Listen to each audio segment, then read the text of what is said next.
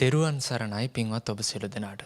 පින්වත්නි ශ්‍රී සද්ධර්මය පැය 24 මුළුල්ලේ ඔබ වෙත sannivedanaya කරන ජාතිය බොදු නාලිකාව බෞද්ධ රූපවාහිනියේ මේ පැයට නියමිත විභජ්‍යවාද උතුම් ධර්ම වැඩසටහන මෙලෙසින් ආරම්භ කිරීමටයි සූදානම් වන්නේ. සුපින්වත් ඔබ අප කෙරෙහි මෙත් සිතින් මෙම උතුම් ධර්ම වන්දනාව වෙනුවෙන් තම සදැහැති දායකත්වයෙන් කටයුතු කරනු ලබන්නේ වෛද්‍ය ඒ ප්‍රසාද් මහතා, ඩී.එන්. ධර්මරත්න මහත්මිය, එස්.එන්. කුලරත්න මහත්මිය, ඒ අනිත්‍යා සේසත්‍රි දියණිය. ඔවුන්ගේ අරමුණු වලට බඳුන්ව තිබෙන්නේ මියගිය ඒ ධර්මසිරි මහතා, ඩී.ජී. ධර්මරත්න මහතා යන මහත්වරුන් දෙපළට පින් පැමිණවීමත්, අතිපූජනීය මාංකඩවල සුදස්සන ස්වාමින් වහන්සේට, පූජනීය කොත්මලේ කුමාර කස්සප පින්වත් ස්වාමින් වහන්සේට සෙත් පැතීමත්, ශාසන මාමක සියලුම සඟරුවනට නිදුක් නිරෝගී සුව ප්‍රාර්ථනා කිරීමත්ය. එසේනම් ඔබ අප කෙරෙහි මෙත් සිතින් මෙම උතුම් සද්ධර්ම දේශනාව ආරම්භ කිරීමට ලබුණෝරුව කන්ද ආරණ්‍ය සේනාසනාධිපති රාජකීය පඬිත පූජනීය කොත්මලේ කුමාර කස්සප පින්වත් ස්වාමින් වහන්සේට අපි සැම සාදුනාද නංවා ආරාධනා කරමු. අවසරයි ස්වාමින් වහන්ස. සාදු සාදු සාදු. නමෝ තස් භගවතෝ අරහතෝ සම්මා සම්බුද්දස්ස. නමෝ තස් භගවතෝ අරහතෝ සම්මා සම්බුද්දස්ස. නමෝ තස් භගවතෝ අරහතෝ සම්මා සම්බුද්දස්ස. ශ්‍රද්ධා සම්පන්න කාරුණික පින්තුනි, හැම කෙනෙක්ම උතුම් සද්ධර්ම ශ්‍රවණය සඳහා සම්බන්ධ වන මොහොත ලෝතර සම්මා සම්බුදුරජාණන් වහන්සේ විසින් දේශනා කොට වදාළ ඒ උතුම් සද්ධර්මය සල්පයක් නමුත් ශ්‍රවණය කරනවා කියන්නේ බොහෝ කාලයක් එය හිතසුව පිණිස පවතින ඊටමත් වටිනා කුසල කර්මයක්. බුද්ධ වචනයේ කියන දේ පුදුමාකාර විදිහට සත්ව సంతානයන් තුළ ශ්‍රද්ධාව උපදවා ගැනීමෙන් සැප ආනිසංස සුඛ විපාක ගෙනවිත් දෙන්නට සමර්ථ ධර්මයක්. ඇතැම් වෙලාවකට ශබ්ද රසය පිළිබඳව උවත් ධර්මයේ තුල ප්‍රසාදය උපදවා ගැනීමෙන් එය බොහෝ කාලයක් ඔහුට හිතසුව පිණිස පවතිනවා. ඒ මේ ධර්මයේ තිබෙන ධර්ම ගුණය එමත් නැතිනම් මේ ධර්මයේ තිබෙන ආශ්චර්යජනක ස්වභාවය නිසාමයි. ඔබත් ධර්ම ශ්‍රවණය කරනකොට ඒ නිසා ඊටමත් සදහැසිත උපදවාගෙන මේ ධර්මය ශ්‍රවණය කරන්නට අවශ්‍යයි. බුදුරජාණන් වහන්සේ නමක් මේ ලෝකෙට පහළවන්නේ දුකෙන් මිදෙන මාවතක්, දුකෙන් මිදෙන මාර්ගයක් පිළිබඳව අපට දේශනා කරන්නට. අපේ සම්මා සම්බුදුරජාණන් වහන්සේ දුකෙන් මිදෙන මාර්ගය පිළිබඳව අපිට පෙන්වා දෙන්නට යෙදුණා. පින්නතුනි, අපි කවුරුත් පරක් තෙරක් නොපෙනෙන අනවරාග්‍ර සසර ගමනක සැරිසරන ඇත්තෝ. කර්මයේ නැමැති මේ සැඩපහරට හසු වෙලා ඒ මේ අත ගහගෙන යන ඇත්තෝ. විතක මහා අපායන් වලට, പ്രേත ලෝකවලට, තිරිසංගත ලෝකවලට, ඒ වගේම මනුෂ්‍ය ලෝක, දිව්‍ය ලෝක, බ්‍රහ්ම ලෝක මේ ආදී සියලු තැන්වල අපි නොයිපදුණු තැනක් නැහැ කියන්නට නැති තරම් අපි භවයේහි ප්‍රතිසන්දි වශයෙන් පත් වෙලා තියෙනවා. නොවිඳපු දුකක් නැහැ කියන්නට තරම් අපි අනන්ත අප්‍රමාණ දුක් විඳලා තියෙනවා. නොවිඳපු සැපක් නැහැ කියන්නට තරම් නිර්වාණය හැර අනිකුත් සෑම තැනකම ප්‍රතිසන්දි වශයෙන් ඉපදිලා තියෙනවා. නමුත් අපිට ඒ ලෝකයේ තුල අපි සංකතව උපදවාගත්ත කිසිම ධර්මයක නිත්‍යතාවයක් දකින්නට නොහැකි බව නිසාම ලෝකයේ තුල ඒ එකම සැපතක්වත් එකම දෙයක්වත් අපට අවශිෂ්ටව ඇත්තේ නැහැ. පින්නතුනේ, අද දවසේදීත් අපි යම් දෙයක් බලාපොරොත්තු වෙනවා නම් ලෝකයේ තුල ඒ බලාපොරොත්තු වෙන දේ ලෝකයේ තුලින් අපට දකින්නට පුළුවන් කමක් ඇත්තේ නැහැ. ඒ කියන්නේ අපි කවුරුත් සැනසille ජීවත් වෙන්න කැමතියි. අපි කවුරුත් හිතේ තියෙන සැනසීමට නිවීමට කැමතියි. හැබැයි මේ සැනසීම නිවීම අපි කාටවත් උරුම කරගන්නට පුළුවන් කමක් ලැබිලා නැහැ. අපි හැමෝටම ලෝකයේ තුල හැමදාම ප්‍රශ්න තියෙනවා. අපි ජීවත් වෙනවා කියලා කියන්නේ ප්‍රශ්නයකට උත්තරයක් හොයනවා වගේ. හැමදාම අපි ප්‍රශ්න පත්‍රවලට උත්තර සපයනවා. ඒ කොහොම උත්තර සැපයුවත් පින්නතුනේ මේ ජරා මරණ ආදී මේ ධර්මයට අපිට මුහුණ දෙන්නට සිද්ධ වෙනවා එක සමාන විදිහටම. ඒ ජරා මරණ ධර්මයට අපිට මුහුණ දෙන්නට සිද්ධ වෙනකොට ඒ ධර්මයේ තුලින් නිදහස්ව මිදෙන්නට මාවතක් පිළිබඳව අපි ගවේෂණය කරන්නට උත්සාහවත් වෙන්නේ නැහැ. අපි හැමදාම බලන්නේ භෞතික ලෝකයේ තුලින් දුක නැතුව ජීවත් වෙන්නේ කොහොමද කියන දේ පමණයි.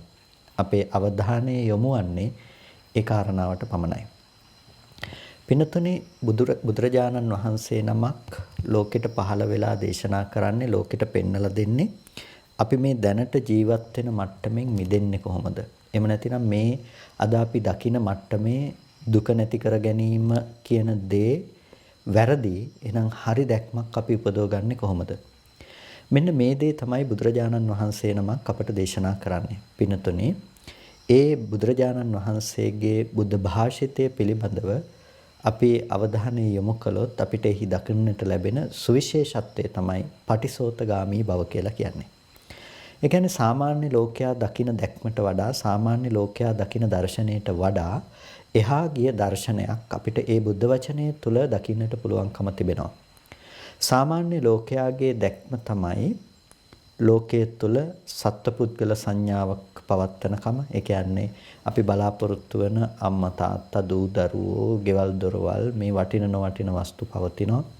සැප දුක් පැමිණෙන්නේ මේ ලෝකයේ තුල පවත්නා මේ වස්තුන් තුලින්. එතකොට මේ වස්තුන් නැතිවීමෙන් අපිට කැමති වෙන වස්තු නැති වෙනකොට දුක එනවා. එහෙනම් අපි මේ වස්තු රැක ගන්නට ඕනේ අපේ සතුටින් ජීවත් වන්නට නම්. මේ විදිහේ දැක්මක් තුළ තමයි ඉපදුණු දවසේ ඉඳලා මැරෙනකන් අපි කටයුතු කරන්නේ. එතකොට පුංචිම කාලේ ඉඳලත් පින්නතුනේ අපි කවුරුත් අපි බලාපොරොත්තු වෙන සැප තියනවා කියලා හිතෙන කැමැති දේ ලබා ගන්නට උත්සාහවත් වෙනවා. ඒ දේ නොලැබෙනකොට වෙහෙසටපත් වෙනවා දුකටපත් වෙනවා. පුංචිම දරුවෙක් අරගෙන බලන්නකෝ. පුංචිම දරුවෙක් වුණත් පින්නතුනේ තමන් කැමති දේ කැමති විදිහට නොවෙනකොට මොන තරම් දුකටපත් වෙනවද? මොන තරම් එයා පීඩාවක් විඳිනවද? ඔහුගේ නොසතුට අමනාපය පහළ කරනවද? පුංචි දරුවෙක් අඬන්නේ ඒ තමන්ගේ හැකියාවේ සීමාවට අනුව ඔහුගේ නොසතුට ප්‍රකාශය කිරීම. ඔහුගේ දුක ප්‍රකාශ කිරීම. එතකොට ලෝකයේ තුල ඔහු හිතන විදිහට දේවල් නොලැබෙනකොට ඔහුත් දුකටපත් වෙනවා. දැන් ඔබේ වයස පිළිබඳව ඔබ මදකට කල්පනා කරලා බලන්න. ඔබ කොච්චර පරිණත වැඩිහිටි පුද්ගලයෙක්ද?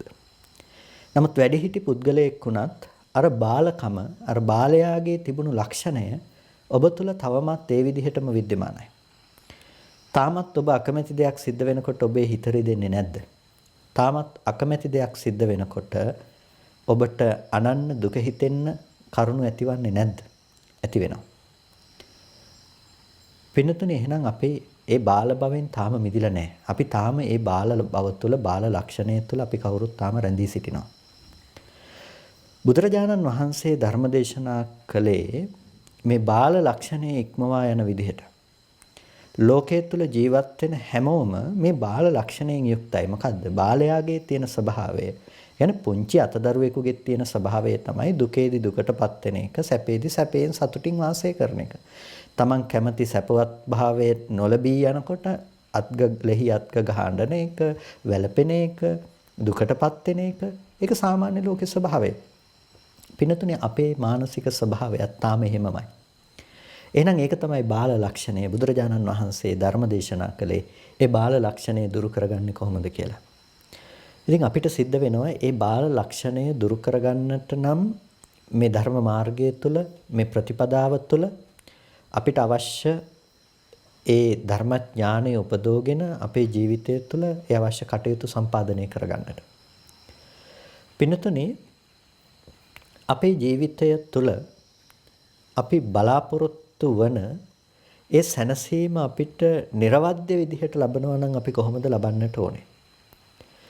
අන්න ඒ පිළිබඳව තමයි අපි ධර්මයේ තුලින් විමසා බැලිය යුත්තේ. මොකද ලෝකයේ තුල අද දකින්නට තිබෙන කිසිම ක්‍රමයකින් කවුරුත් නැහැ සැනසීම උරුම කරගත්ත අය. හැමෝම අපේක්ෂා සහිතව බලාපොරොත්තු සහිතව මැරලා යනවා. තව නොකරගත්ත බොහෝ දේවල් තියෙනකොට ජීවත් වෙන්න කැමැත්ත තියෙනකොටම හැමෝම මැරලා යනවා. ඒ නිසා බුදුරජාණන් වහන්සේ පෙන්නපු මේ පටිසෝතගාමී දැක්ම පිළිබඳව අපි යම් අවධානයක් යොමු කිරීම ඉතාම වැදගත් වෙනවා. කොහොමද බුදුරජාණන් වහන්සේ ලෝකයේ පිළිබඳව දැක්කේ? පින්තුනි, බුදුරජාණන් වහන්සේ ලෝකයේ පිළිබඳව දැක්කේ තමන්ගේ තුලින් අවබෝධ කරන අවබෝධ ඥානයක් ඇති කර ගැනීම තුළ ඇති කරගනු ලබන ලෝකයේ පිළිබඳව අවබෝධයක්. ඒ කියන්නේ මේ ලෝකයක්, ලෝක සමුදයත්, ලෝක නිරෝධයත්, ලෝක නිරෝධගාමිනී ප්‍රතිපදාවත් භාග්‍යතුන් වහන්සේ පනවනවා මේ බඹයක් තරම් වූ ශරීරය තුලින් පනවා වදාරමි කියලා. එතකොට ඇයි මේ බඹයක් තරම් වූ ශරීරය තුලින් මේ ලෝකයක්, ලෝක සමුදයත්, ලෝක නිරෝධයත්, ලෝක නිරෝධගාමිනී ප්‍රතිපදාවත් පනවා වදාළේ? පින්නතුනේ, එහෙම පනවන්නට හේතුව තමයි අපේ ජීවිතය හැම වෙලාවකදීම අපි ගත කරන්නේ මේ පවතින ලෝකය තුල. පවතින ලෝකය තුල කියන එකෙන් අදහස් කළේ ඇහෙන් රූප දකිනවා, කනෙන් ශබ්ද අහනවා, නාසයෙන් ගඳ සුවඳ විඳිනවා, දිවෙන් රස විඳිනවා, කයෙන් ස්පර්ශ විඳිනවා, මනසින් අරමුණු විදිහට මේ දේවල් දැනගන්නවා. එතකොට අපි ජීවත් වන්නේ පින්නතුනේ මෙන්න මේ ඉන්ද්‍රියන් හරහා ගන්න ලෝකයේ තුල. ඉන්ද්‍රියන් හරහා ගන්න මේ පුද්ගලානුබද්ධ ලෝකයේ තුල. ඔබේ ලෝකයේ පිළිබඳව ඔබ මදකට සිහිපත් කරලා බලන්නකෝ. ඔබ දැකපු පාට, ඔබ දැකපු වර්ණ වලින් යුක්ත ලෝකය, ඔබ අහපු ශබ්ද වලින් යුක්ත ලෝකය, ඔබ විඳපු ගඳ සුවඳ රස ස්පර්ශ තිබෙන ලෝකය පිළිබඳව තමයි ඔබ හඳුනන්නේ. ඔබ අහලා තියෙන, ඔබ විඳින, ඔබ මේ විදිහට උපදවගත්ත ලෝකයේ පිළිබඳව ඔබ දන්නේ හැම වෙලාවකදීම මේ දේවල් වලින් යුක්ත ලෝකයක් පිළිබඳව. පිනතුනේ, ඇත්තටම මේ ලෝකය පිළිබඳව ඒ නිසා අපි තේරුම් ගන්නට ඕනේ නම් අපි කල යුත්තේ භෞතිකත්වයේ සොයා යෑමද නැතිනම් තමා කියන තැන සිද්ධ වෙන මේ ක්‍රියාකාරීත්වය පිළිබඳව ගවේෂණය කිරීමද? අන්න ඒක තමයි අපි විමසා බැලිය යුතු වන්නේ. එතකොට අපිට දකින්නට පුළුවන් අපි බලාපොරොත්තු වන ලෝකය, සැපසහගත ලෝකය සම්පූර්ණම මුලාවක් මත පිහිටපු දෙයක් කියලා. ඒ මෝඩකම නැති වුණොත් පින්නතුනේ එදාට අපිට මේ වැරදි විදිහට හදාගෙන ජීවත් වෙන ලෝකයෙන් මිදෙන්නට පුළුවන්කම තියෙනවා. එදාට සැනසෙල්ලෙන් නිවීමෙන් ජීවත් වන්නට පුළුවන්කම තියෙනවා. එතකොට ඒක ඇතුලේ ඇති වෙන්න දෙයක් හරි නැති වෙන්න තවත් දෙයක් හරි අපිට ඇත්තේ නැහැ. ද්‍රව්‍ය වස්තු වල පැනවීම මේ තුල ඇත්තේ නැහැ. ඒක සම්පූර්ණම හුදෙක් නිවීම තුලම පවත්නා ධර්මයක් බවට පත් වෙනවා. ඒක අපි තුල වෙදමාන කරගන්නේ කොහොමද? පින්නතුනේ, අපිට සිද්ධ වෙනවා මේ ඉන්ද්‍රිය ධර්මයන් පිළිබඳව, මේ ආයතන ධර්මයන් පිළිබඳව අවබෝධ ඥානයක් අපිට ඇති කරගන්නට. සාමාන්‍ය ස්වභාවය තමයි මේ ඉන්ද්‍රිය හරහා ගන්න අරමුණු තුලින් අපිට අපේ ජීවිතය තුළ මේ පුද්ගල භාවය ඉස්මතු වීම. පුද්ගල භාවය ඉස්මතු වීම. පුද්ගල භාවය ඉස්මතු වෙනවා කියලා කියන්නේ මම දකිනවා, මම අහනවා, මම විඳිනවා කියන පැත්තෙන් මේ තමායයි ගත්ත පුද්ගලයෙක්ගේ ස්වභාවය ඉස්මතු වීමත්, ඒ වගේම තව සත්වයෝ ඉන්නවා, තව පුද්ගලයෝ ඉන්නවා කියලා බාහිර භෞතිකත්වයේ තුළ පුද්ගල සංඥා ඇති කර ගැනීමත්. ඒ වගේම ද්‍රව්‍ය වශයෙන් අර ගැනීම තුළ බාහිර වස්තුන් වල වටින නොවටිනකම් පැනවීමත් මේ ආදී ස්වභාව ලක්ෂණයන් පිළිබඳව අපි හඳුනා ගන්නට ඕනේ. ප්‍රශ්නේ තියෙන්නේ අපේ හිතේ පවත්නා තණ්හාව තුළ. ඒකට අපි කියනවා දුක්ඛ සමුදයාර්ය සත්‍ය කියලා. සිතේ පවත්නා තණ්හාව. එතකොට මේ තණ්හාව පින්නතුනේ අපි පවත්වන්නේ නිකන් නෙමෙයි. දුක්ඛ සමුදය වෙන තණ්හාව පවත්වන්නේ නිකන් නෙමෙයි. දුක් වූ ස්කන්ධ ධර්මය මත, දුක් වූ ස්කන්ධ ධර්මතා ටික අනුව තමයි මේ සමුදය කියන දේ, සමුදය සත්‍ය කියන දේ පවත්වන්නේ. මේකට කියනවා චතුරාර්ය සත්‍ය ධර්මයේහි වට්ටය කියලා. ඒ කියන්නේ වෘත්තය. හැම වෙලාවකදීම සසර වට, සසර පැවැත්ම සිද්ධ කරන්නේ දුකත් සමුදයත් කියන මේ ධර්මතා දෙක මත. එතකොට දුකයි කියලා කියන්නේ මේ සංකත දුක්ඛ ලක්ෂණයෙන් හෙබි මේ ස්කන්ධ ධර්මතාවයන්. එතකොට මේ ස්කන්ධ ටික මතම ඇති කරගනු ලබන තණ්හාව, චන්දරාගය තමයි සමුදය බවට පත්වන්නේ. එතකොට හැම වෙලාවකදීම ස්කන්ධ ටිකක් මත ඇති කරගන්න වැරදි දැකීම නිසා අපි තණ්හා කරනවා. තණ්හාව නිසා නැවත දුක් වූ ස්කන්ධ ටිකක් සකස් කරනවා. නැවත දුක් වූ ස්කන්ධ ටිකකට තණ්හා කරනවා. තණ්හාව නිසා නැවත ස්කන්ධ ප්‍රතිලාභය කරනවා. පිනතුනි මෙන්න මේ විදිහට අපි නැවත නැවතත් කරන්නේ මේ සංසාර වටය සකස් කිරීම. සසර වට, සංසාර ප්‍රවෘත්තිය, සංසාරය මේ මොන විදිහට අපි කතා කළත් අපි කරන්නේ මේ ඉපදෙන එක, මැරෙන එක නැතිනම් මේ ස්කන්ධයන්ගේ සකස් වීමත්, සකස් කරගත්ත ස්කන්ධ ටිකට නැවත තණ්හා කිරීමත් කියන මේ වටය, මේ පැවැත්ම සකස් කිරීම. එහෙනම් අපිට දුක කෙලවර කරන්නට අවශ්‍ය නම් පින්නතුනේ මෙන්න මේ තැන අපි තේරුම් ගන්නට ඕනේ. මොකද්ද? මේ දුක් වූ ස්කන්ධ ධර්මතා ටික පිළිබඳව අපි කොහොමද නුවණින් දකින්නේ? දුක් වූ ස්කන්ධ ධර්මතා ටික පිළිබඳව අපි කොහොමද නුවණින් සම්මර්ෂණය කරන්නේ? පින්නතුනේ දුක් වූ ස්කන්ධ ටිකේ ස්වභාවය තමයි හැම මොහොතකම හේතු නිසා සකස් වී හේතු නැති වෙනකොට දුක් වූ ස්කන්ධයන්ගේ සිදුවන නිරෝධය. ඒක තමයි මේ ස්කන්ධ ධර්මතාවයන්ගේ සිද්ධවන සාමාන්‍ය ස්වභාවය.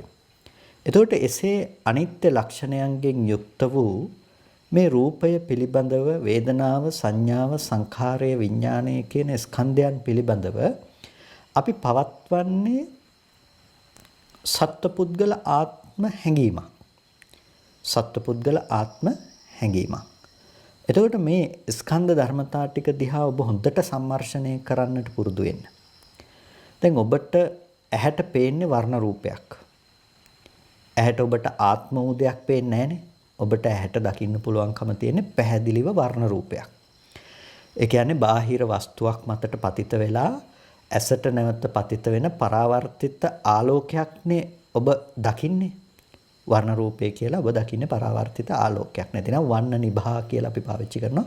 වර්ණ සටහනක්, වර්ණ රූපයක්.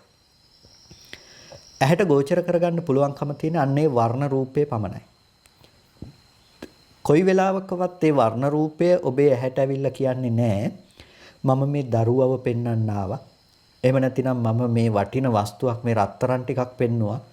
මේ මිල මුදල් පෙන්නනවා, මැණික් පෙන්නනවා. මේ විදිහට මේ වර්ණ රූපය ඇවිල්ලා ඔබට යමක් කියන්නේ, ප්‍රකාශ කරන්නේ නැහැ. වර්ණ රූපේ ස්වභාවය මොකද්ද? වර්ණ රූපේ තියෙන ස්වභාවය තමයි මේ පාට ටිකේ තියෙන ගතිය තමයි හැම වෙලාවකදීම පෙර නොතිබී ඇස් හමුවට පැමිණීමත් ඉතුරු නැතුව එතනින් පස්සේ ඒක නිරුද්ධ වීමක්. එක්වරක් ඇහැට පැමිණි වර්ණ රූපයක් නැවත වතාවක් පැමිණෙන්නේ නැහැ.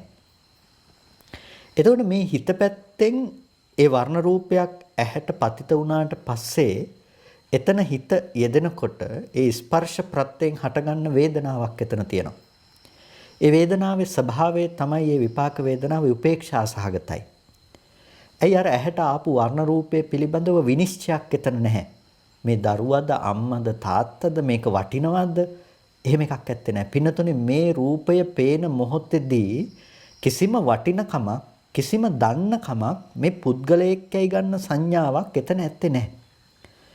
පේන්නේ ඔබට අනාත්ම වූ රූපයක් පමණයි. අනාත්මයි කියලා කියන්නේ සත්වයක් නොවන, පුද්ගලයෙක් නොවන හුදු වර්ණ මාත්‍රයක් විතරයි ඔබේ ඇහැට පේන්නේ. එතකොට ඔබ විඳින්නේ මොකද්ද? විඳින්නේ ඔබේ ඇහැට ආපු වර්ණ රූපය. වෙන දෙයක් ඔබට විඳින්න පුළුවන් කමක් නැහැ. ඔබ විඳින්නේ ඇහැට ආපු වර්ණ සටහන පමණයි. එතකොට ඒ ආපු වර්ණ සටහන ඔබ ඇහෙන් විඳිනකොට ඒ ආපු වර්ණ රූපය ඔබ ඇහෙන් නැවත නැවත විඳිනකොට ඒ අනුව ගිය සංඥාවන් ඇති වෙනවා. ඒ සංඥාවන් ඔබට විතර්කණය කළ නැතිනම් ඔබට ඒ සංඥාවන් අනුව පවත්තන චේතනාව අනුව ඒක දැනගන්න පුළුවන්කම තියෙනවා. විතර්කණය කිව්වොත් ඇත්තට මේක විතර්කය ඒ සිතේ ඇති වෙන ධර්මයක් නෙමෙයි. චේතනාව තමයි චක්කු විඥාන සිතෙහි පවතින්නේ.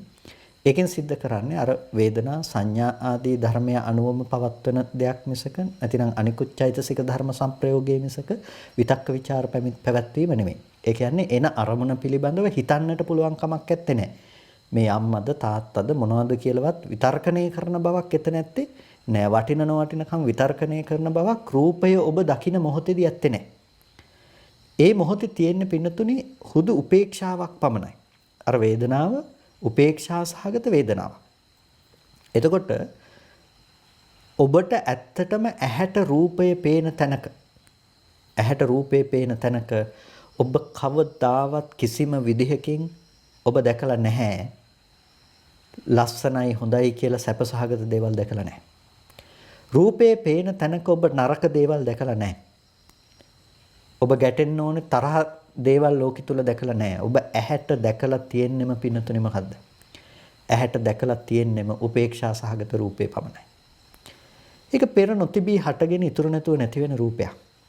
ඒක මේ කලින් තිබිලා ඊට පස්සේ ආව එහෙම නෙමෙයි. ඒක පෙර නොතිබී හටගත්තා. ඒ වගේ මේ රූපය ඉතුරු නැතුව නැති වෙලා යනවා. ඒක තමයි රූපයේ ස්වභාවය. එතකොට අන්න ඒ බඳු වූ රූපය ඇස් හමුවට පැමිණුණ තැන හටගත්තේ උපේක්ෂා සහගත වේදනාවක්. හඳුනාගත්තේ පැහැසටහනක් හැඩසටහනක් පමණයි. හිතුවේ දැනගත්තේ ඒ දෙකම අර වේදනා සංඥා මගෙන් ගෙනල්ලා දුන්න දේ පමණයි.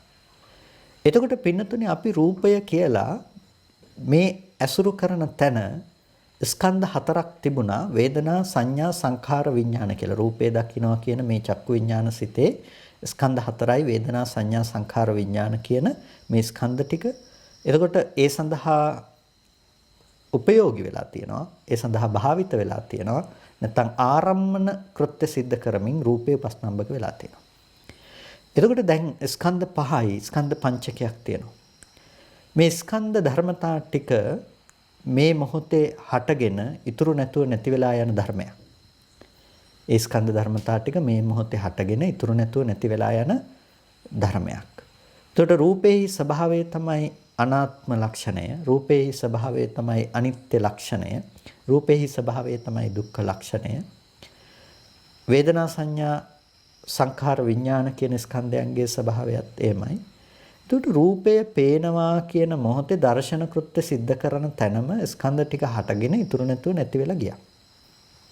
කැමැත්ත අකමැත්ත කියන බව ගෙනාවේ නෑ. දැන් කනට සද්දය ඇහෙන තැන ඔබ අරගෙන බැලුවොත් ඒත් ඔබට ඇති වෙන්නේ උපේක්ෂා සහගත වේදනාවක්මයි. එතකොට ඇහෙන ලෝකයේ දිහා ඔබ බැලුවොත් එහෙම පින්නතුනේ ඔබට තියෙන්නේ හටගෙන ඉතුරු නැතුව නැති වෙන ශබ්ද මාත්‍ර පමණයි. ගඳ සුවඳ රස ඒ විදිහම තමයි.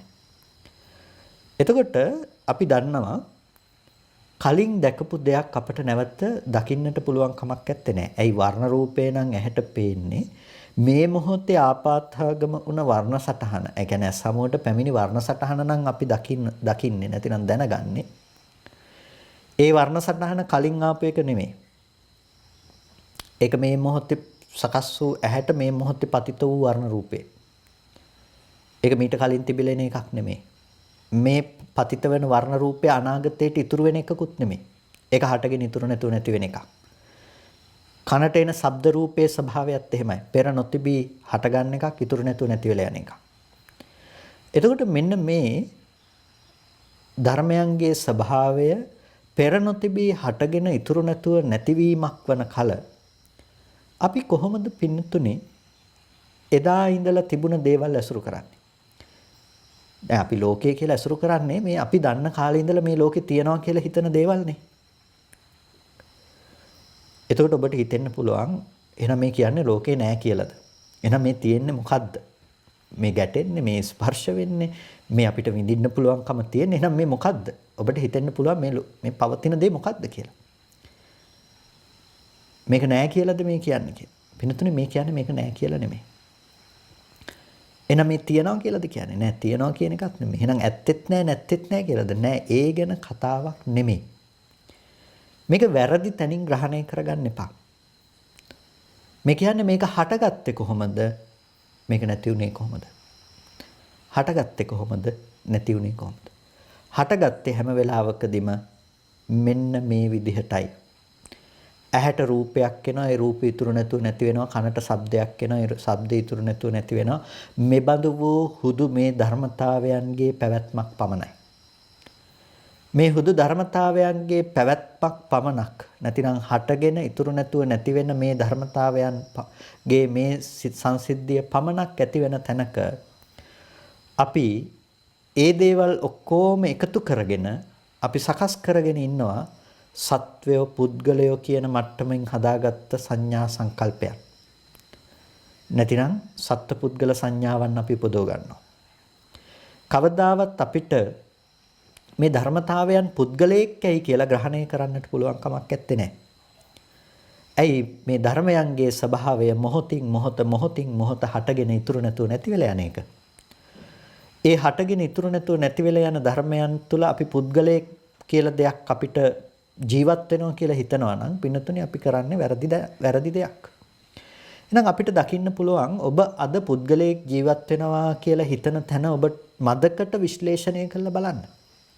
ඔබ මදකට විශ්ලේෂණය කරලා බලනකොට ඔබට දකින්න පුළුවන් ඔබ අද පුද්ගලයෙක් ඉන්නවා කියලා හිතන තැනක තියෙන යථාර්ථය තමයි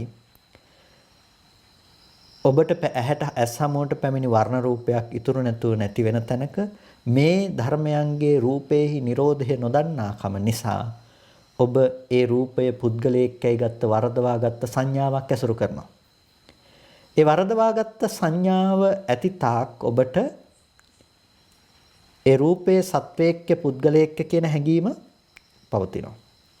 ඒ වරදවා ගත්ත සංඥාව පවතින තාක් ඒ රූපය සත්වයේක්ක පුද්ගලයෙක්ක කියන ඒ අදහස පවතිනවා. එතකොට ඒ සත්වයේක්ක පුද්ගලයෙක්ක කියන අදහසේ පැවැත්මට හේතුුනේ අර රූපේහි යථා ස්වභාවය පිළිබඳව අවබෝධ කරගත්තේ නැතිකම. රූපේහි विद्यमान වන ඒ යථා ලක්ෂණය තේරුම් නොගන්නා කම ඇති තාක් ඔබට සත්ව පුද්ගල භාවය ලෝකයේ තුල විඳින්නට පුළුවන්කම ලැබිලා තියෙනවා. එහෙනම් පින්නතුනි ඔබ උත්සාහවත් විය යුත්තේ ඔබ කොහොමද මේ සත්ව පුද්ගල භාවය දුරු කරන්නට උත්සාහවත් වෙන්නේ? කොහොමද මේ සත්ව පුද්ගල භාවය නැතිව වාසය කරන්නේ කියන එක පිළිබඳව ඔබ විමසා බැලිය යුතුයි. පින්නතුනි අන්න ඒකට තමයි අපිට යථාභූත ඥාන දර්ශනයක් අවශ්‍ය වෙන්නේ. යථාභූත ඥාන දර්ශනයක්. යථාභූත ඥාන දර්ශනයක් කියන්නේ යම්කිසි ආකාරයකින් යථාභූත යම් අයුරකින් विद्यमान වෙනවා නම් එබඳු ආකාරයෙන් ඇති කරගත්ත නුවණක්. එබඳු ආකාරයෙන් ඇති කරගත්ත ප්‍රඥාවක්. ඒ කියන්නේ ඌපරිදි સિદ્ધාන්තය පිළිබඳව දන්නා නුවණක්. එතකොට අතීතං නාන්වාගමෙය නප්පටිකංකේ අනාගතං යදතීතං පහීනන්තං අපත්තංච අනාගතං පච්චුප්පන්නංච යේ ධම්මේ තත්ත විපස්සති කියන විදිහට අතීතය අනුව ශෝක කිරීමක් නැහැ අනාගතය පිළිබඳව බලාපොරොත්තු ඇති වෙන්නේ නැහැ. ඒකට හේතුව තමයි යදතීතං පහීනන්තං යමක් අතීත නම් ඒක දුර වෙලා ඉවරයි. අපත්තංච අනාගතං අනාගතය කියන දේ පැමිණිලා නැහැ. පච්චුප්පන්නංච යේ ධම්මේ ප්‍රත්‍යෝත්පන්න නැතිනම් මේ වර්තමානයේ හටගත් යම් ධර්මයක් තිබෙනවා නම් ඒක නුවණින් ඒ මොහොතේ දකිනවා.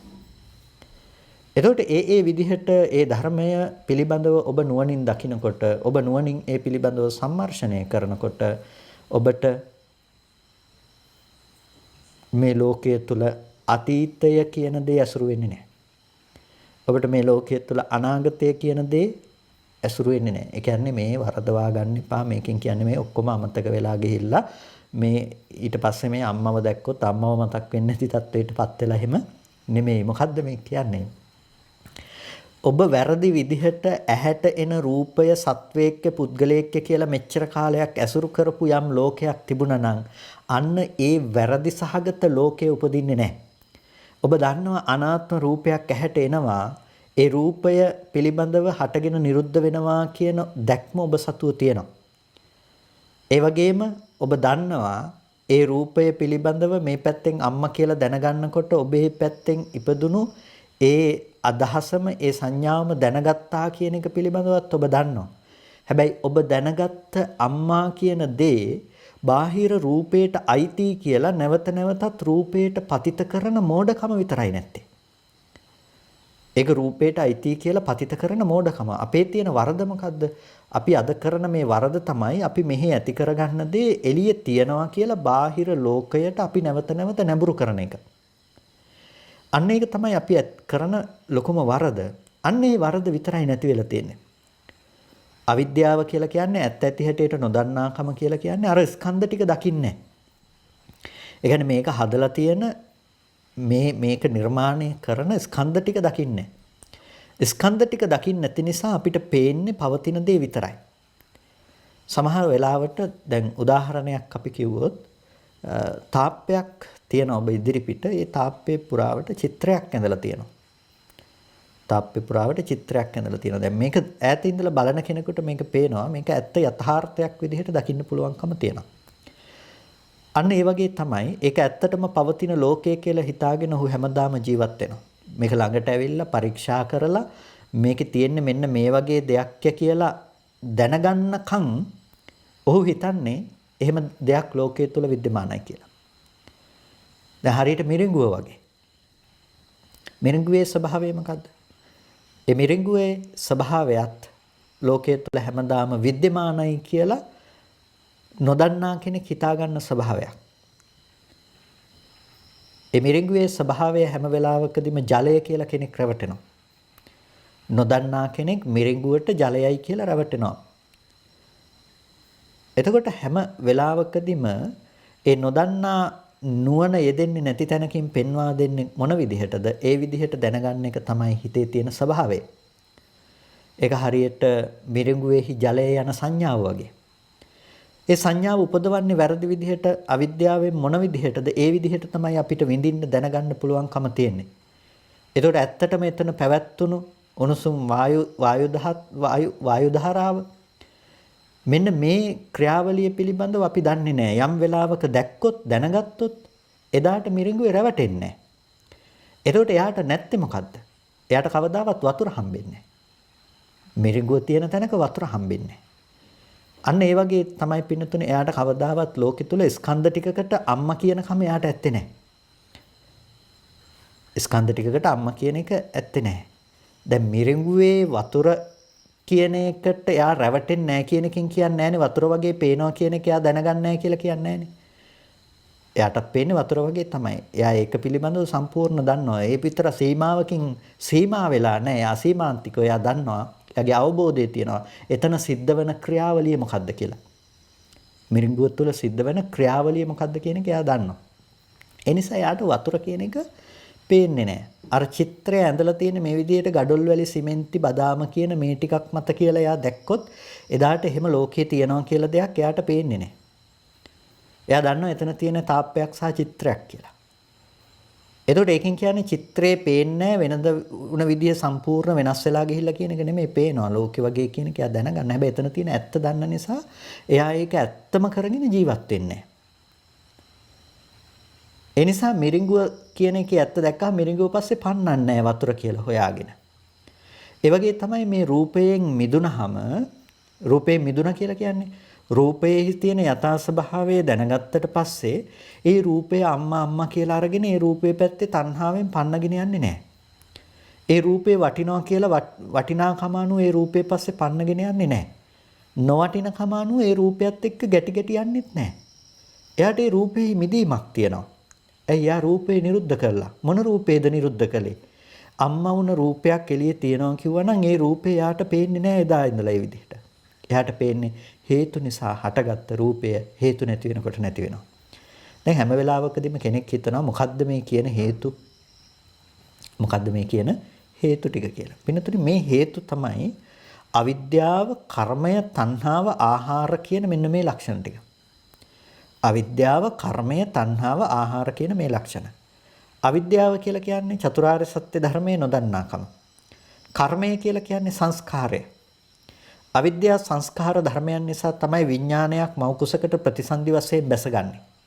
ඒක අතීත හේතු.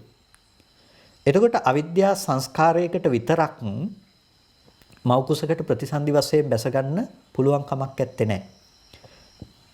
එතන තියෙන්න ඕනේ තව දෙයක්. ඒ තමයි කර්ම නිමිත්තට තණ්හා කරනකම. කර්ම නිමිත්තට තණ්හා කරන ගතියක් තියෙන්නට ඕනේ. තණ්හාව නිසායි උපදින්නේ. තණ්හාව හඳුන්වන්නේ කොහොමද? පෝනෝ භවිකා කියලා වචනකින්. පුනර්භවයේ පිණිස පවතිනවා කියලානේ. එතකොට తත්‍ර తත්‍රාభిනන්දනී කියලානේ. එතකොට යායන් තණ්හා පෝනෝ භවිකා නන්දි රාග සහගතා తත්‍ර తත්‍රාభిනන්දනී. එතකොට ඒක නන්දි රාග සහගත ස්වභාවයේ తත්‍ර తත්‍රාభిනන්දනී කියලා කියන්නේ ඒ තන අභිනන්දනය කරනවා.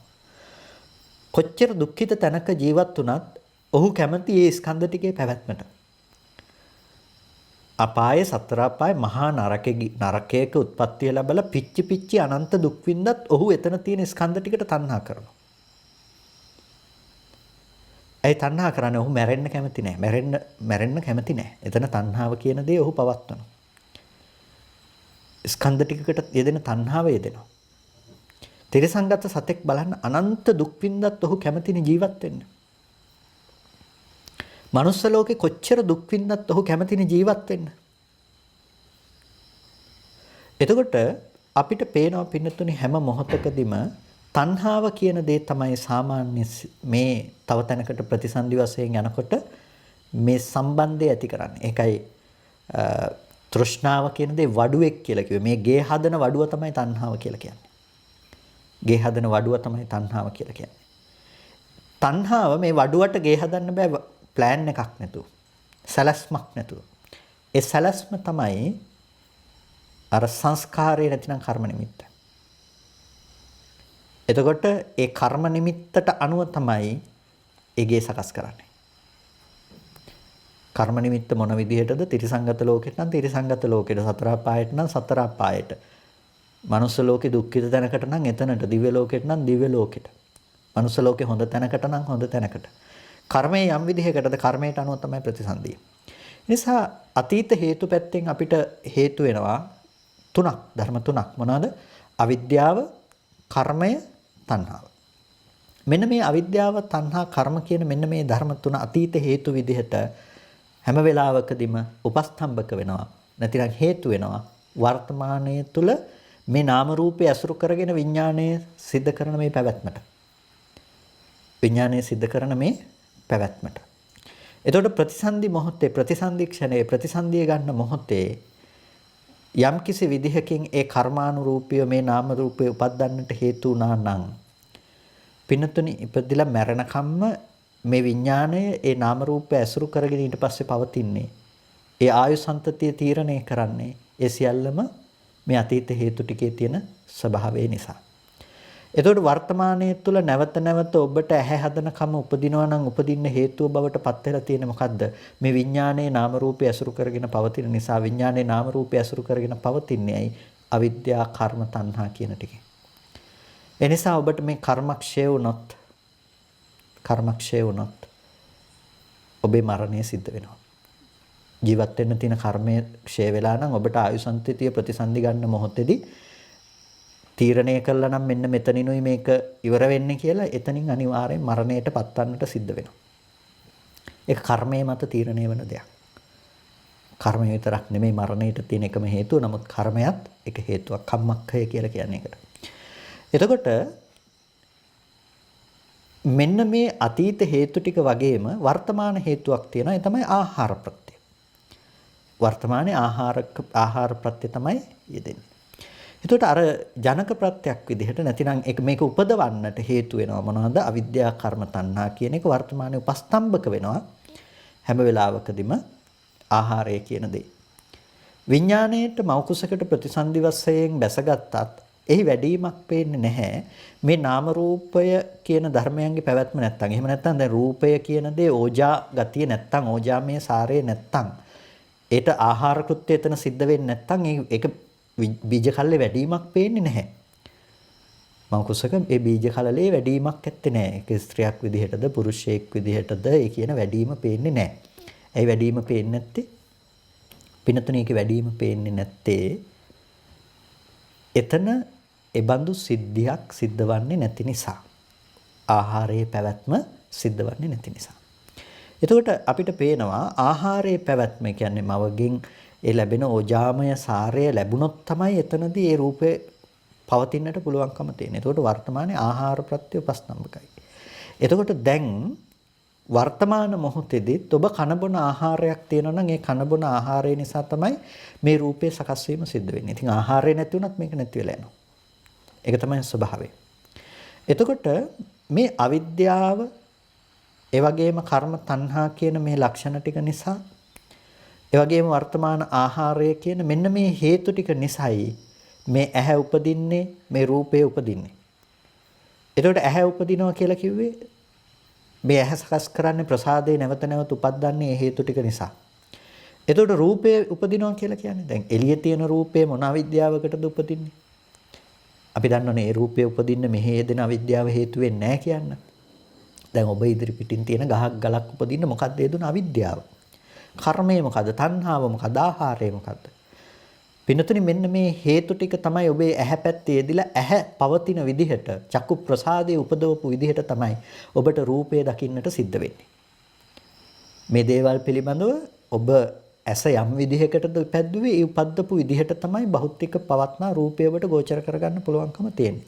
ඔක ඊටාමත් සියුම් විදිහට සකස් කරලා උපවත් බව වැඩි නම් ඔබට අර රූපය පිළිබඳව ගෝචර වන ප්‍රමාණය ඊටාම වැඩි. ඔක ඔබට වර්ණ පේන්නේ නැති විදිහට සාමාන්‍ය පෙනීමක් නම් ඔබට සකස් කරලා තියෙන්නේ ඔබට වර්ණ පේන්නේ නැහැ. එතකොට උපවත් බව අඩුව නම් ඔබේ ඒ රූපයේ ප්‍රසාද රූප උපදවන්නේ ඔබට ඒක පේන්නේ අඩුවෙන්. එතකොට දැන් ඔබට අද පේන පෙනීමක් තියෙනවා නම් ඒ පේන වර්ණ සටහනනේ රූපය කියලා අපි කියන්නේ. එතකොට අන්න ඒ රූපය උපදවන්නේ මේ ප්‍රසාදයේහි ස්වභාවයත් උපයෝග කර. ඒ නිසා තමයි ඇහැ උපදවන්න තියෙන හේතු ටිකම රූපය උපදවන්නට තියෙන හේතුවයි කියලා කියන්නේ. ඇහැ උපදවන්නට හේතුන රූප ටිකම රූපය උපදවන්නටත් හේතුයි. නිසා ඇහැ උපදුවේ අවිද්‍යා කර්ම තණ්හා ආහාර නිසා නම් රූපය උපදවන්නේ අවිද්‍යා කර්ම තණ්හා ආහාර නිසා. මොකද මේවා හැම වෙලාවකදීම සමානයි. ඇස යම් විදිහකටද හදාගත්තේ ඒ විදිහේ රූප විතරයි ඔබට දකින්න පුළුවන්කම තියෙන. ඔබට බෑ ওই විදිහට වෙනත් රූප දකින්න පුළුවන් කමක් නැත්තේ නෑ. ඔබට පේන්නේ නෑනේ චතුර්මානික රූප හරිය. එහෙම නැතිනම් ඔබට එතනින් එහාට ගිහිල්ලා මේ ආකාශයේ තියෙන සියුම් රූප හෝ ඔබට දැන් දැర్శණය වෙන්නේ නෑ. ඇයි ඔබ ඒ බඳු මට්ටමේ රූපයක් තමයි ඔබ මේ ප්‍රසාද රූපයක් තමයි උපදවන්නේ. උපදවපු විදිහට තමයි පේන්නේ. හැබැයි ඔබේ ප්‍රසාදේ වෙනස් කරගත්තොත් ඔබට පේන දේ වෙනස් වෙනවා. ඒ නිසා මේ හේතු කියලා කියන්නේ හැම වෙලාවකදීම මේ ධර්මයට මේ විදිහේ පෙනීමක් හදලා දෙන්න උපස්තම්භක වෙන දේ. එතකොට මේ හේතු වෙනස් වෙනකොට මේ ඵලය වෙනස් වෙනවා. හැම වෙලාවකදීම මේ හේතු ධර්මතා ටික දැක්වීමෙන් කරන්නේ මොකද්ද?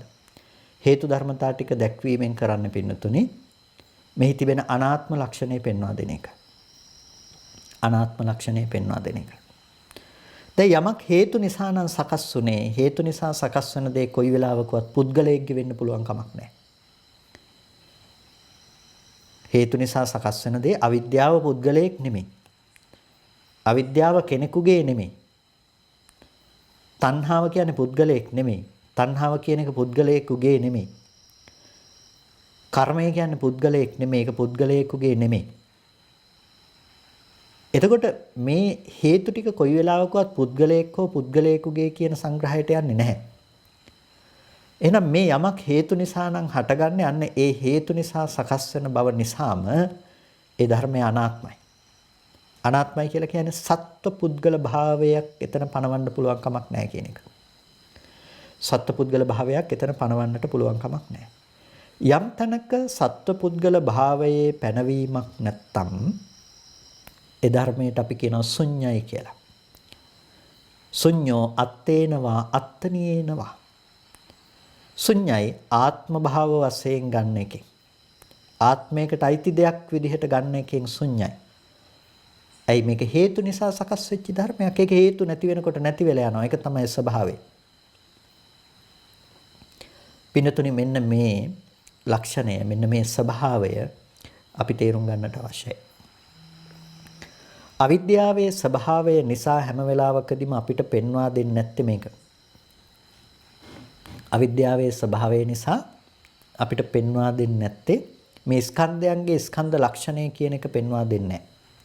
අන්නේ ස්කන්ධයන්ගේ ස්කන්ධ ලක්ෂණය කියන එක පෙන්වා දෙන්නේ නැතිකම නිසාම පින්නතුනේ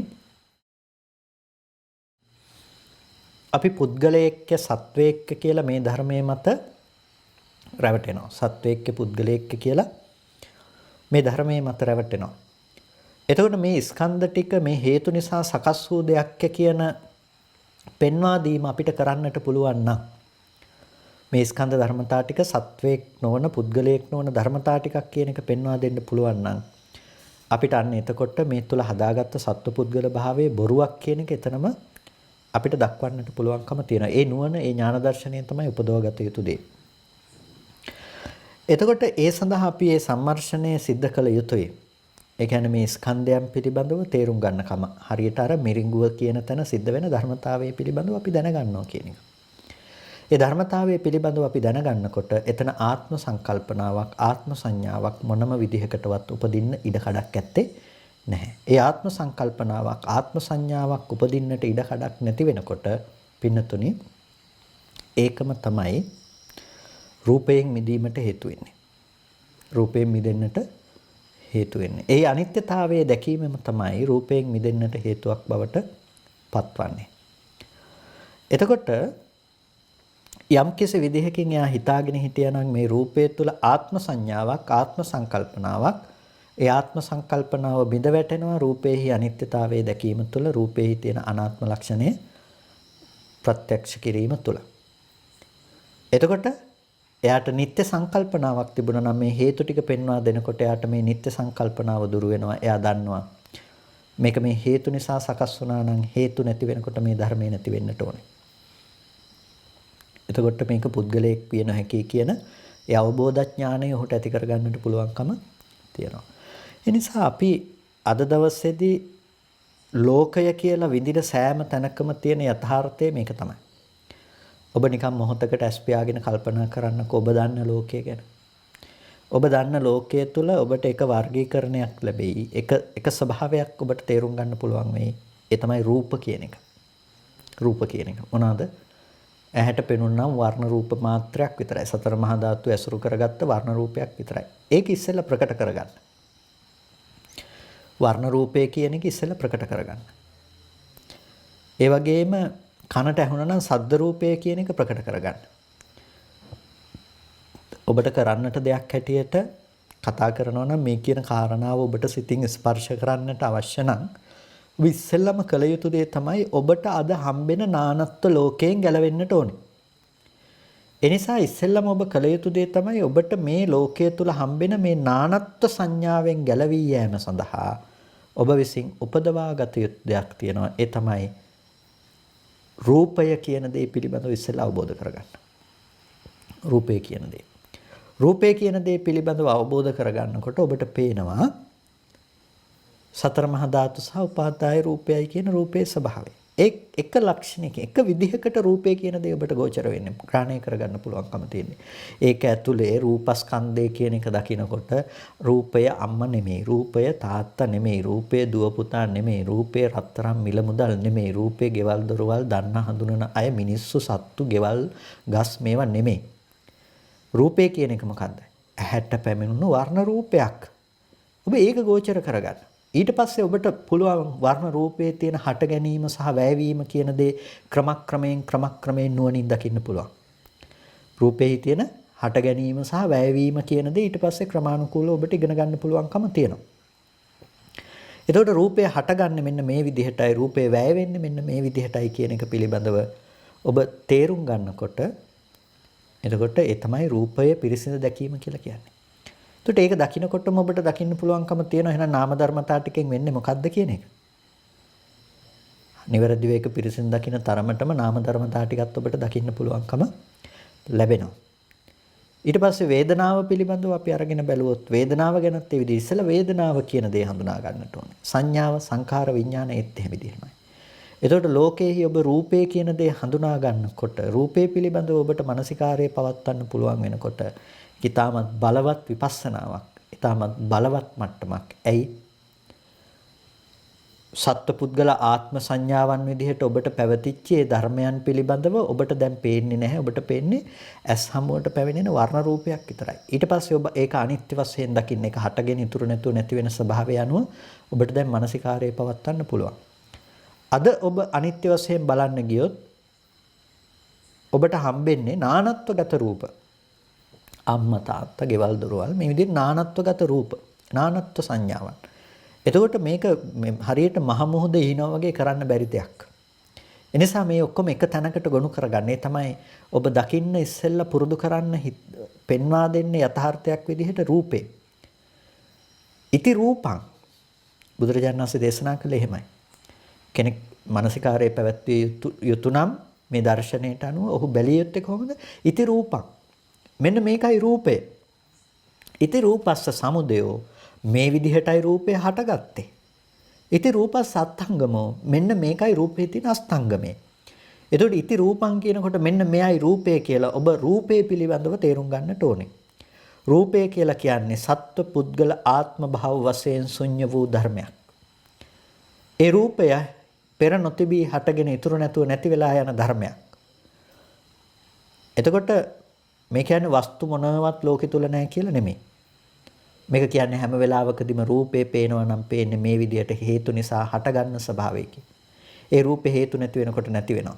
මේ කියන්නේ ලෝකේ තියනවද ලෝකය නැද්ද ඇත්තෙත් නැහැ නැත්තෙත් නැද්ද කියලා මේ ලෝකය මත පිහිටා කරන කතාවක් නෙමෙයි. ලෝකයේ මත පිහිටලා කරන කතාවක් නෙමෙයි. මේක ලෝකයේ පිළිබඳව භෞතික වස්තු පිළිබඳව කරන විවරණයක් නෙමෙයි. මේක පින්නතුනි ලෝකය කියන දේ අපිට හම්බෙන්නේ කොහොමද කියන ධර්මයේ පිළිබඳව අපි කරන විවරණයක්. එතකොට අපිට හම්බෙන්නේ මේ හේතු නිසා සකස් වන මේ ධර්මය හේතු නැති වෙනකොට නැති වෙනවා කියන දේ. එතකොට අපිට නැති වෙන්නේ මොකද්ද? අපිට නැති වෙන්නේ ලෝකය. ඇයි ලෝකේ නැති වෙනවා කියලා කියන්නේ? මෙච්චර කල් අපි හිතාගෙන හිටියනම් මේ දැකපු ලෝකේ තියෙනවා කියලා. ඒ තියෙනවා කියන බවෙන් මිදිලා. කෙනෙක් හිතාගෙන හිටියනම් මේ ලෝකේ නෑ ඇත්තටම කියලා. ඒ නැති බවෙනුත් ඔහු මිදිලා. ඇත්තෙත් නෑ නැත්තෙත් නෑ කියනවා නම් එබඳු දෙයක්වත් යුතු නෙවෙයි කියලා එයා ඒකිනුත් මිදිලා. එයා දන්නවා මේ හේතු නිසා හටගෙන හේතු නැති වෙනකොට නැති වෙන මේ ධර්මතාවය පිළිබඳව. එතකොට මේ කාරණාව පිළිබඳව අවබෝධ කර ගැනීමෙන් මේ කාරණාව පිළිබඳව ඔහු ප්‍රඥාව නුවණ හැසිරවීමෙන් ඔහුට පුළුවන්කම තියනවා ශුන්‍යතාවයේ උපදවාගෙන වාසය කරන්නට. ශුන්‍යතාවයේ උපදවගෙන වාසය කරන්නට. එතකොට අපි මෙන්න මේ ශුන්‍යතාවයේ උපදවගෙන වාසය කරනවා කියන තැනට අපේ මනසපත් කරගන්නට තමයි ඔබට ඉස්සෙල්ලාම කිව්වේ ඉති රූපං කියන එක දකින්න කියලා. මේ තමයි රූපය කියන්නේ කියන එක දකින්න. එතකොට ඉති රූපං කියන එක පිළිබඳව ඔබ හඳුනා ගත්තාම ඉති රූපස්ස සමුදයෝ මේ තමයි රූපේ තියෙන හට ගැනීම කියලා ඔබට ඊට පස්සේ පෙන්වලා දෙන්න පුළුවන්කම තියෙනවා රූපේ හට ගන්න තියෙන හේතු ටික. හැබැයි ඒ අම්මා උපදින්න තියෙන තාත්තා උපදින්න තියෙන දරුවා උපදින්න තියෙන හොඳ නරක වස්තු උපදින්න තියෙන හේතු නෙමෙයි රූපය කියන ධර්මය උපදින්න තියෙන හේතු. අපි සම්මර්ෂණය කළ යුත්තේ යන්නේ පිළිබඳව. අපි සම්මර්ෂණය කළ යුත්තේ නුවණ පැවැත්විය යුත්තේ පිළිබඳව. එතකොට අපි රූපේ පිළිබඳව තේරුම් ගැනීමේදී අපිට හැම වෙලාවකදීම බුදුරජාණන් වහන්සේ පැහැදිලි කරලා තියෙන දේ තමයි ඔන්න ඔය අනිත්‍යානුදර්ශනය උපදව ගන්න. රූපය අනිත්‍යයි. රූපය අනිත්‍යයි. රූපය අනිත්‍යයි කියන එක අපි තේරුම් ගන්නට ඕනේ. මේ අපි අද රූපය කියන දේ තුල උපදවගෙන තියෙන අවිද්‍යමාන ධර්ම නෙමෙයි. අවිද්‍යමාන ධර්ම කියලා කියන්නේ දැන් අම්මා තාත්තා පුද්ගලයෝ ආදී වශයෙන් අපි උපදව ගන්න දේවල් වලට කියන අවිද්‍යමානයි. ඒවා විමසලා බලන්න ගියොත් එහෙම විද්‍යමාන වෙන්නේ නැහැ. ඔබට තේරෙන හැටියට මානසිකාරය කරලා බැලුවොත් මේ දෙතිස් කුණප කොටාසේම අරගෙන එක එක කොටසක් අරගෙන බැලුවොත් මේ කොයි කොටසද අම්මා කියලා ඔබට ඒකකවත් අම්මා දකින්න බෑ. දරුවා දකින්න බෑ. වටිනකමක් දකින්න බෑ. එතකොට මේ ලෝකයේ යථාර්ථය තමයි මේ ස්වභාවය. එතකොට මේ අවිද්‍යමාන දේවල් තුල තමයි අපි සංකල්පමය ලෝකයේ තුල තමයි ජීවත් වෙන්නේ. හරියට හීන පාට කරගෙන ජීවත් වෙනවා වගේ. ඒක අවිද්‍යමානයි. එහෙම දෙයක් නැහැ. එහෙම දෙයක් වෙන්නේ නැහැ. පිනතුනේ අපි හැමෝම මේ වුණාට ජීවත් වෙන්නේ අන්න ඒ නොවන ලෝකයේ තුල තමයි. ඒක තමයි අපි ඇත්ත කරගෙන ජීවත් වෙන්නේ. ඒ හීන ලෝකේ අපිට හැමදාම යථාර්ථයේ බවට පත් වෙලා තියෙනවා. එනිසා අපි මිදෙන්නට ඕනේ ඒ යථාර්ථයේ බවට පත් කරගත්ත හීන ලෝකයෙන්. මේ හීනෙන් නැගිටින්නට ඕනේ. ඒ හීනෙන් නැගිටින්නට නම් ඔබ ඉස්සෙල්ලාම මේ අවිද්‍යාව නැමැති නිින්ද නැති කරන්න ඕනේ. එතකොට අපිට පේන්නේ මේ ස්කන්ධාදී මේ ධර්මතා ටික පිළිබඳව රූපේ කියන එක දැක්කට පස්සේ අපිට පුළුවන් ඒක හටගත්තේ මෙහෙමයි ඒකේ වැයවීම මෙහෙමයි කියන එක තේරුම් ගන්න. ඒ තමයි රූපේ අස්තංගමේ සාක්ෂාත් කිරීම. එතකොට අපිට අය කවදාවත් රූපේ හටගන්නේ නෑ. රූපේ නිරුද්ධයි. රූපේ නිරුද්ධයි. මේ වරදවා ගන්න එපා මේ වචනත් එක්ක රූපේ නිරුද්ධයි කියලා කිව්වේ මේ ඇහැට රූප පේන්නේ නැහැ කියන එක නෙමෙයි. රූපේ නිරෝධය සාක්ෂාත් කළා. නැසගේ ඇහැට රූප ගැටෙනවා රූප පේනවා. රූප පේනකොට මෙහි පවත්වන සංඥා සංකල්පයන් බාහිර රූපේ පැත්තේ නැවත තියනවා කියලා එහෙට පතිත කරන්නේ නැහැ. රූපේ හටගෙන නිරුද්ධ වෙන ධර්මයක් හැටියට එහි Nirodhe සාක්ෂාත් කළා. නාම ධර්මයන්ගේ Nirodhe සාක්ෂාත් කළා. ඒ නිසා මේ දෙක එකට ගැට ගහලා මෙහි දැනගන්න අම්ම එළියේ ඉන්නවා කියන එකේ මෝඩකම එතන පවත්වන්නේ නැහැ. ඒ ධර්මයන්ගේ Nirodhe පිළිබඳව අවබෝධ කරගෙන තියෙන නිසා. නිසා අපි අපේ මනස පත් කරගන්නට ඕනේ. අපි අපේ මනස නුවණ තබන්නට ඕනේ පින්නතුනේ. අන්න ඒ තැනට යන්න. ඒ තැන තමයි අපි ගෝචර කරගත යුත්තේ. ඒ තැන තමයි අපි වැඩි යුත්තේ.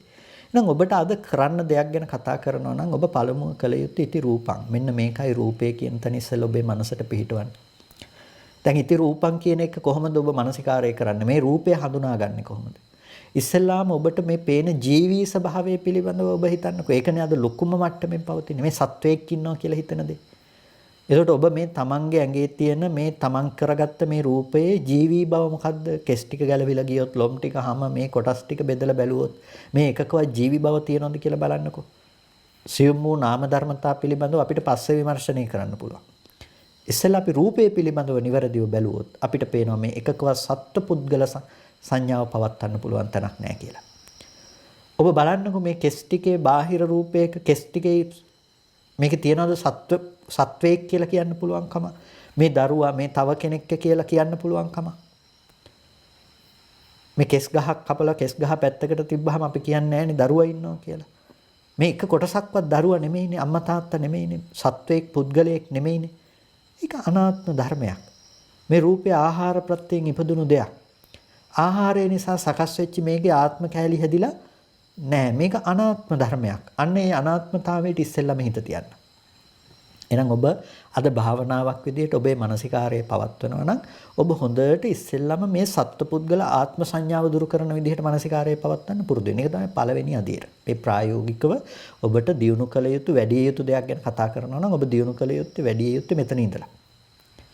ඔබ ඉස්සෙල්ලාම මේ රූපේහි තිබෙන මේ ස්වභාවයේ අනාත්ම ලක්ෂණය ප්‍රකට කරගන්න. අනාත්ම ලක්ෂණය ඔබ ප්‍රකට කරගන්නකොට ඔබට පෙනෙයි මේ දෙතිස් කුණප කොටාසේ මේ එකක්වත් සත්වයක් නෙමෙයි පුද්ගලයෙක් නෙමෙයි කියන එක ඔබට දකින්න පුළුවන්කම ලැබේ. සත්ව පුද්ගල බව වශයෙන් පණවන්න දෙයක් නැහැ කියන එක. එහෙනම් එතනින් එහාට ගියපු වෙන දේවල් නැහැනේ ඔක ඇතුලේ. මේ කුණප කොටස් ටික පමණයි. වෙන දේවල් නැහැ. එතකොට මේ කුණප කොටස් ටික සත්‍යයක් පුද්ගලයෙක් නෙමෙයි. මේක තමයි ඔබ පළවෙනියටම දැක්ක යුතු දේ. ඊට පස්සේ දෙවෙනි අධීර විදිහට ඔබ දකින්නකො මේ රූපේහි අතින් ඇල්ලුවොත් ස්පර්ශ වෙන ස්වභාවයෙන් තියෙන මේ පඨවි ධාතු අධිමත්ත කොටස් ටික. ගලන වැగిරෙන ස්වභාවයෙන් තියෙන ආපෝ ධාතු අධිමත්ත කොටස් ටික. ඒ වගේම මේ අතපය විසිරවන්නට ආශ්වාස ප්‍රශ්වාසයට මේ ආදී සියලු දේවල් වලට මේ අංග චලන ආදීට කුසෙහි පවත්නාදී ලෙස පවත්නා මේ වායෝ ධාතු පිළිබඳව ඔබ බලන්නකෝ. ඊට පස්සේ උණුසුම් ගතිය ආදී තේජෝ ධාතුවට හිත තියන්න. එතකොට ඒට අනුරූප වුණ කොටස් පිළිබඳව ඔබ හිතලා බලන්න. එතකොට ඔබට පෙනෙයි මේ රූපේ හිතෙන මේ දෙතිස් කුණප කොටාසේ පිළිබඳ මානසිකාරයේ පවත්වනකොට ඔබට දකින්න පුළුවන් මේ පඨවි ධාතුවට අයිති කොටස් ටික, ආපෝ ධාතුවට, තේජෝ ධාතුවට, වායෝ ධාතුවට අයිති කොටස් ටිකයි කියලා ඔබට දකින්න පුළුවන්කම තියෙනවා. එතකොට මේ ධාතු ස්වභාවයට ඔබට හිත තියන්න පුළුවන්. හිත පවත්වන්න පුළුවන් මේ සතර ධාතුවේ පැවැත්මක් තියෙන. සතර ධාතුව ඇතුලේ ඔබට සත්වයක් පුද්ගලයෙක් කියලා දෙයක් දකින්න පුළුවන්කම නැහැ. ඊට පස්සේ මේ ආධ්‍යාත්මික පටවි ධාතුවක් තියෙනවා නම් මේ කෙස්වල තද ගතිය තියෙනවා නම් බාහිර රූපයක තද ගතිය තියෙනවා නම් මේ තද ගතියම තමයි. ඒ තද ගතිය අතර දෙකක් ඇත්තේ නැහැ. මේකේ ආත්ම තද ගතියක් වෙලා එළියේ තියෙන තද ගතිය අනාත්ම තද ගතියක් කියලා එකක් ඇත්තේ නැහැ. තද ගතියමයි. ආපෝ තේජෝ වායෝ ධාතු වල ස්වභාවය ඒ අනාත්ම ලක්ෂණයමයි. ඒ බාහිරත් ආධ්‍යාත්මිකවත්. එතකොට යාච මේ අධ්‍යාත්මිකාච පටවි ධාතු, බාහිරාච පටවි ධාතු, පටවි ධාතු රේවේස. යම් ආධ්‍යාත්මික සහ බාහිර පටවි ධාතුවක් තියෙනවා නම් මේ පටවි ධාතුව සමානයි. මෙන්න මේ දැක්ම දකින්න. මේ දැක්ම දකිනකොට ඔබට සත්වයේක්ක පුද්ගලයෙක්ක කියලා එතන තියෙන වැරදි දැකීම ඊළඟට දුරු කරගන්න පුළුවන්. ධාතුව දකිනවා වගේම ඊට පස්සේ ඔබ හිත තියන්න පුරුදු වෙන්න ස්කන්ධ ධර්මයන් විදියට. එතකොට ඔබට දකින්න පුළුවන් මේකයි රූපය කියන්නේ කියලා අර අපි කතා කරපු තැනට ක්‍රමානුකූලව හිත තියාගන්න පුළුවන්. අපිට ඇහැට පේන්නේ මොනවද? මේ සතර මහා ධාතු ඇසුරු කරගත්ත වර්ණ රූපේ. එතකොට අර කෙස්ලොම් ආදී නානත්වයක් අයින් වෙලා අපිට පේනවා එකම වර්ණ සටහන. එතකොට මේ වර්ණ සටහන කියන දේ හට ගන්න බව නිරෝධය ඊට පස්සේ අපිට බලන්න පුළුවන්. මෙන්න මේ විදිහට අනුපූර්ව විදිහට ඔබේ මනස අද මේ ඉන්න තැන ඉඳලා පටන් ගන්න. එතකොට ඔබට පුළුවන් බොහොම වේගෙන් මේ ආත්ම සංඥාවන් ගෙවාගෙන ඉක්මනට ඉදිරියට යන්න පුළුවන්කම තියෙනවා. ඉතින් කල්පනා කරගන්න අද දවසේදීත් මේ උතුම් ධර්ම ශ්‍රවණය ඔබ සිද්ධ කරගත්තා. මේ වෙලාවේදී අපි මේ දේශනාව අවසන් කරනවා. ඉතින් ඔබ මානසිකාරයේ පැවැත්විය යුතු විදිය ගැනයි අපි අවසාන වශයෙන් සඳහන් කළේ. ඊට අනුරූපව ඔබ මේ ධර්මය අවබෝධ කරගන්නට අප්‍රමාදී උත්සාහවත් වන්නට කියලා බොහොම කල්යාණ මිත්‍ර භාවයෙන් සිහිපත් කරනවා. ඉතින් අද දවසේදී සද්ධර්ම ශ්‍රවණය කළ යෝනිසෝ මනසිකාරයේ පවත්තලා සිද්ධ කරපු මේ සියලු කුසලයන් අපි අනුමෝදන් කළ යුතු අයට අනුමෝදන් කරනවා. පළමුවෙන් අපට අර්ථයෙන් ධර්මයෙන් අනුශාසනා කරන අපේ ධර්මාචාර්ය අවසරයි මාංකඩවල සුදස්සන ස්වාමීන් වහන්සේට, අවසරයි මාංකඩවල නන්දරත්න ස්වාමීන් වහන්සේට, ස්වාමීන් වහන්සේලා දෙනමතම උතුම් නිවනින් සැනසීම පිණිස මේ කුසලය හේතු පාරමිතාවක් වේවා කියලා අපි ප්‍රාර්ථනා කරනවා. ඒ වගේම මේ සියලු කුසලයන් අපි සියලු දෙවියන්ට අනුමෝදන් කරමු. සියලු සම්‍යක් දෘෂ්ටික දේවගණ සමූහයාත් මේ ස්ථාන අධිග්‍රහිෂ්ඨකාරක ආදී සියලු දෙවියන් මේ පින් සතුටින් සාදුනාදෙන් අනුමෝදන් වනු ලබත්වා. දෙවියන්ට මේ පින් උතුම් නිවනින් සැනසීම පිණිසම හේතු පාරමිතාවක්ම වේවා කියලා සාදු කියලා දෙවියන්ටත් පින් දෙන්න. සියලු දෙනාටම තෙරුවන් සරණයි.